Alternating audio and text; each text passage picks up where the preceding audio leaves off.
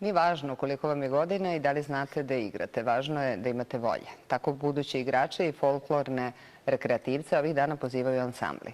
Istraživali smo ko se odlučuje za sport, a ko za folklor i zašto.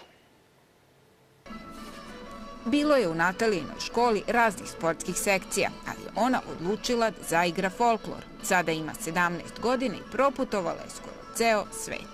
Sa Gojkom sam možda išla stvarno kroz više putovanja nego sa roditeljima i sa porodicom. Išli smo i u Tursku i u Grčku, evo ide se za Kinu, sledeće godine možda za Ameriku. Znači stvarno se jednostavno proputuje ceo svijet. A drugo, ne upoznaju se ljudi samo iz našeg kuda, iz našeg društva, iz grupe omladinskog ansambla, već se upoznaju i drugi ljudi koji su tamo. Znači stiču se stvarno prijateljstva jednostavno za ceo život. Zanimljiva je i Vladimirova priča. Njegovi roditelji upoznali su se baš na folkloru. I kako da ne nastavi porodičnu tradiciju?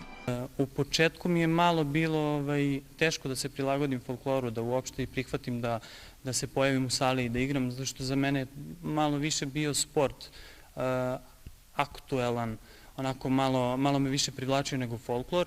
Međutim, eto, već prvi taj pogled na salu, na drugare, na tu ekipu, na to druženje, na tu ljubav me je privukla i mislim da od tog trenutka nije se desilo da sam propustio jednu godinu da ne uđem u salu. On je sada umetnički rukovodilac društva, a drugog Vladimira pitamo da li je njemu neki sport bio omiljen. Jedan.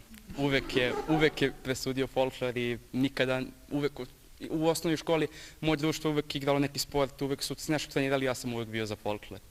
I zato je on sada u baletskoj školi i zna čime će se baviti kada odraste. Ali ne biraju deca folklor samo zbog putovanja i druženja. Postoji ta scenska kultura i ponašanje i odnos prema nošnji, odnos prema drugaru, jer ovdje se stiču mnoga prijateljstva i to im i pomaže kasnije, da li kasnije u zapošljavanju ili u nekim drugim stvarima. Sigurno veliki krug ljudi oni upoznaju ovdje i ostaju i dalje prijatelji. Jedan je osjećaj vežbati u radnoj opremi, a sasvim drugačiji kada se obuče nošnja.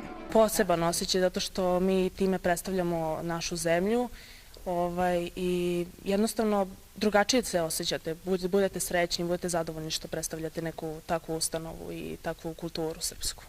Ovo kulturno-umetničko društvo ima nekoliko stotina članova, a najbolji sutra putuju u Kinu, gde će učestvovati na festivalu folklora.